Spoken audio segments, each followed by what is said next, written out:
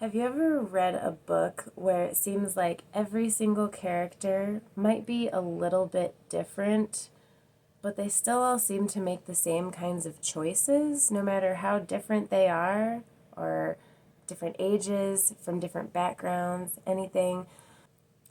I've definitely noticed that myself, and I've also sadly noticed it in my own writing. So I have come up with my own system for creating characters that feel real, that can all feel intelligent, but can all still have their own reasons for doing things, and their own different types of intelligences as well. So I'm really excited to get into this with you guys today. Let's go.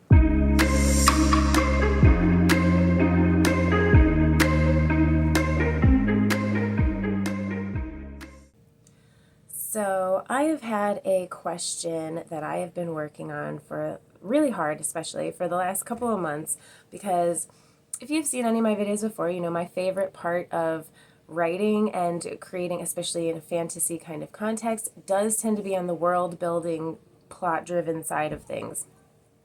That being said, like pretty much anyone else, I need a character or characters in the story that feel real. Even the side characters have to feel real to me. They can't just have like one aspect of their personality and that just be all there is to them. And I also feel like there's this thing that I've noticed at least where, we want intelligent characters, right? We want characters who are going to make decisions that feel intelligent.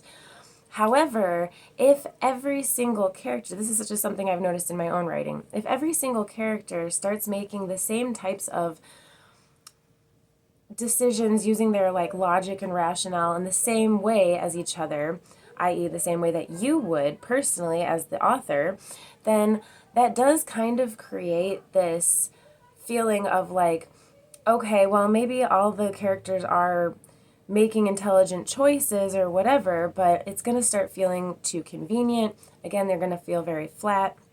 I hope this is making sense what I'm describing.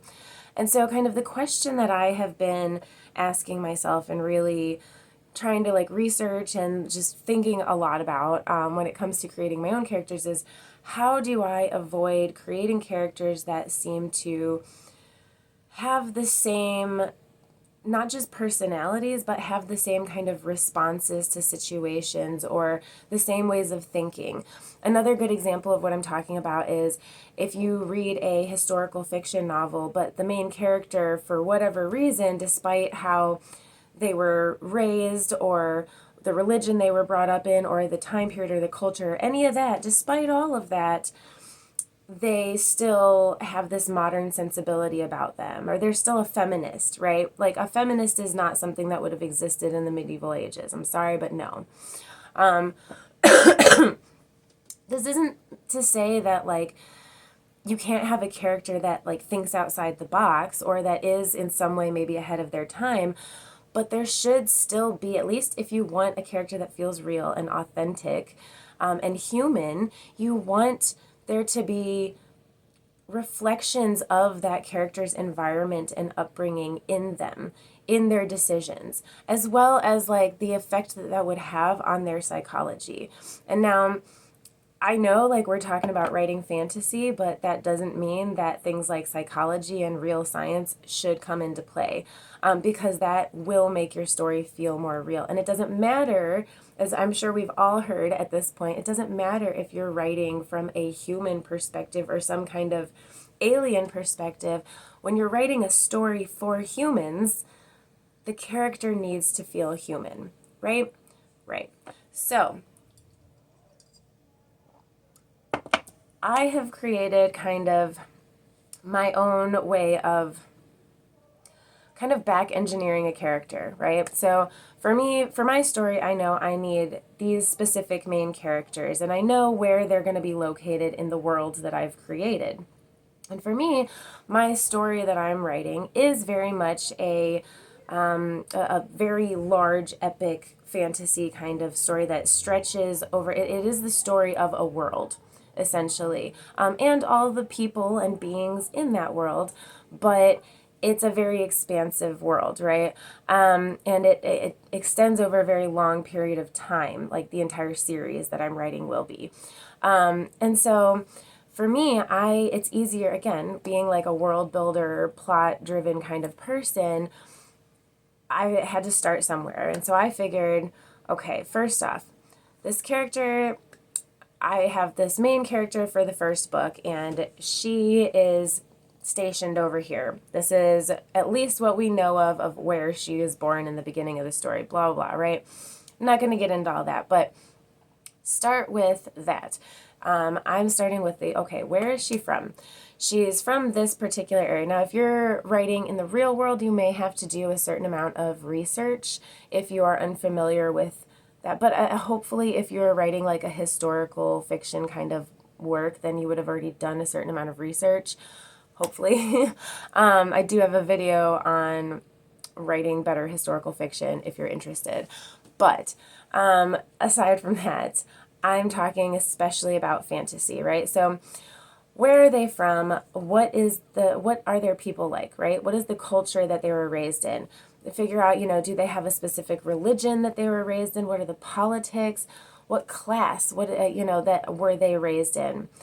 Such as, were they royals? Were they, servants? Were they like poor beggars on the streets? This is going to depend on your time period and your culture, obviously, but like, what is the class structure like in this world you've created? And where does your character fall in that? That will also determine things like their education level. Do they speak more than one language? Do they have any kind of chronic illnesses or physical disabilities or anything like that that could be... All of these things are things that you're going to want to try to figure out about your character before you even start developing that character's personality. The reason that you want to figure these things out before you even start developing the character themselves is, I think, obviously, because depending on, okay, for example, if you have a character who is royal or was like raised as some type of like really wealthy individual, right? Or their family is super wealthy, right? They're going to have a very no matter how nice of a person they are, no matter how much they might still have compassion and empathy and things like that. I'm not going to say just because someone has money, they don't have those types of emotions, right? But they're going to still, because of how they were raised, going to have a different perception on what reality looks like. You know what I mean? They're going to have their own way of seeing things, and it's going to feel very, very different than someone who was raised out on the streets, eating in the gutters with the rats or something. Again, it's your world, whatever is going on in it. You get what I'm saying, right? The same as somebody who was raised in a very religious household would have a very different perception on the world. Even if they eventually leave that religion, they'll still have a very different perception of the world than someone who was raised in a secular home. You know what I mean? So you want to look at those types of differences and kind of get a basic idea of like, what is what we're working with here? What's like the root that we're working with, right? And then I wanted to touch briefly a little bit here on the Myers-Briggs personality types to kind of determine more specific things. Well, in general, we're going to get into a few ways that you can determine more specific things, right? So the Myers-Briggs personality types, I think a lot of people know what I'm talking about. If you've never heard of this before, look it up. It's really, really useful, and it makes understanding the psychology of your characters or just people in general, it makes it a lot easier. Now, most people can be kind of a blend of these things, but it really breaks it down into just an easier way to understand how the human mind works, right? And so this is going to determine things like how people perceive things, how they would respond to certain situations in their lives, Again, this will give you diversity when it comes to those responses. So you might have like a whole group of characters that are in the same situation together and it's really traumatizing, but they're probably all going to respond in different ways. And you want those ways to feel real to that character's personality. You see what I mean with this? So that's where things like the Myers-Briggs personality types can really, really help you with different situations in your stories. And that can relate to all types of events and situations. Another thing you're going to want to consider when it comes to like more specific personality stuff would be, has there been any big world events or like events in their city, in their country of origin, whatever, that have happened in their lifetime that have either changed society for the better or made it more difficult? You know what I mean? Like every generation has its, in our real world, every generation has big events, right? It could be a new discovery, could be something really interesting, or it could be something horrible that happens. It could be something that is seemingly really good to start and then turns into something really awful, or reverse, right? Whatever, you get what I'm saying? So, think of like natural disasters, right? Like maybe there was some natural disaster that happened in your character's life that could have potentially shaped them, that could have been traumatizing, right? And think of like big events as well as potential smaller, or I don't want to say smaller, but potential personal traumatic type situations that might have affected your character's perception of the world, right? So again, looking at, a royal person is going to have a different potential traumatic event than a beggar on the streets would, right? So again, those are just like extreme examples we're going with, but so you get what I'm saying. And the reason I say that is because, again, like our traumas, as sad as it may be, and you don't have to write a sad story that has to do with working out trauma. It's not about that. The reason that I say this, though, is because depending on that Myers-Briggs personality type that you have chosen for your character, right? So like how they respond to things emotionally, how they perceive things, how they react to things, all of those things. When you figure that out, then figuring out the traumas that your character may have experienced in their life will also, like, our traumas do sadly shape us, right? It shapes how we perceive things, especially things that happen when we're really, really young. And those can, again, not to get all super heavy, but those things can determine our decisions throughout, like, years of our lives, if not our entire lives, depending on how well we may or may not heal from certain things. Or if we ever do, you know what I mean? So I'm saying it's really important to take into account these things, whether it's from like a big scale world thing to a like personal life kind of thing.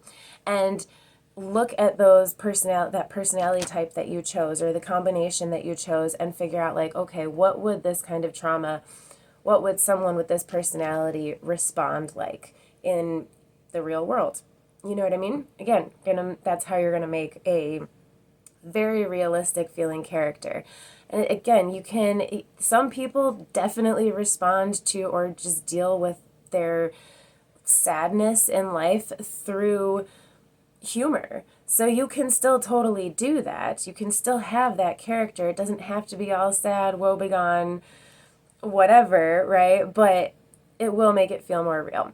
One thing I did want to throw in with that too is if you create a character, if you are diving more deeply into heavier topics, especially regarding trauma and emotional well-being and all that kind of stuff, make sure that like if you are not writing from like personal experience when it comes to certain types of any kind of issue really, but just make sure you do your research, especially like when it comes to like mental health and stuff. Like please don't just like write a character that has PTSD and like create something just based off something you saw in a movie or what you imagine it must be like. Like, that's not a good place to use your imagination.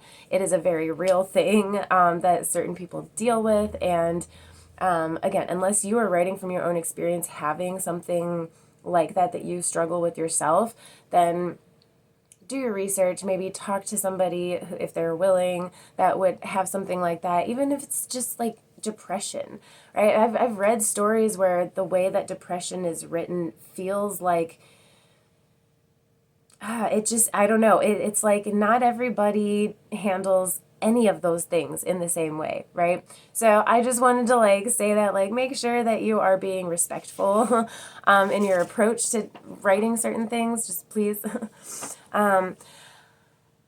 I feel like when it all boils down to, when you figure out all of these things about your character, which are obviously by far much more important than a lot of the other things you can work out about them, then you will realize how very unique that character is. And the more you are able to slip into that character's headspace and write from their perspective, then the more that voice is going to come out on its own, right? Naturally. And if you've written before, you know what I'm talking about. It's kind of like you can do as much pre-development as you want, but once you actually start writing, pieces of characters and the world and everything just start falling into place. And so that will start happening with characters as well, at least from what I've noticed. But I think that will make it a lot easier for you to figure out, like, okay, well, who would this character look up to, right? Who would be a good role model or mentor in this character's eyes? Who would they idealize? What are their motivations? What are their false beliefs about themselves or the world or whatever, right? Figuring out all these types of things. What types of regrets would this character have? What types of fears would they have? What types of things would they keep secret and what types of things would they not? Because that's all, stuff like that is also going to be very different for people. What is sacred to your character and what just doesn't matter at all? What are their prized possessions, or what is the type of possession that they could have that would be special to them and why? What are their vulnerabilities, their strengths?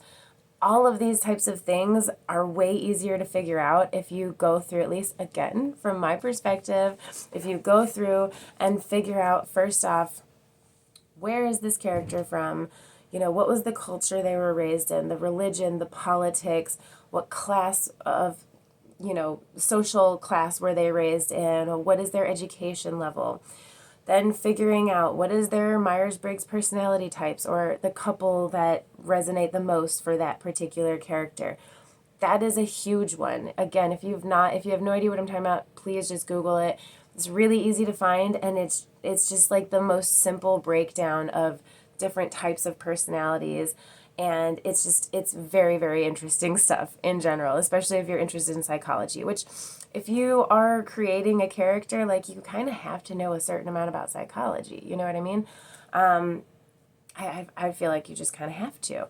But yeah, and again, major and personal events that have happened in your character's lifetime that would kind of dictate what types of traumas and just difficulties in their lives in general, what kind of challenges have they had to experience and somehow survive in their life, big or small, right? Figuring those types of things out, that is going to tell you so much more about your character on a deep, personal, human level than just about any other thing I can think of. When you really start getting into just human psychology in general, so much, if not all of it, really just boils down to like our childhoods and how we were raised. So might not be even something you would include in your book, but even just as like a creative writing practice for developing this character, if you wrote up like a page or two of just like something or some different moments in your character's childhood that could have helped shape, it can just, like, you know what I mean? It helps you get into the mindset again of that character. Just an idea. It's also really fun if you do get really into just like developing a character in general. So for me, the few times I've done that, I also found out cool things about my world that I didn't know to begin with anyway. So anyway, I think this video is long enough. I really appreciate y'all being here. I hope this is helpful for anyone. If you guys have any tips that you have come up with or discovered at all on your own writing journey when it comes to creating lifelike characters, please do comment below. Let me know. I am not an expert by any means. I am on this journey same as y'all, so let's learn together. I try to post at least once a week, sometimes twice, depending on how much time I have. But please like, share, subscribe if you did like this video, and I will see y'all very soon. Happy reading, happy writing, all the things.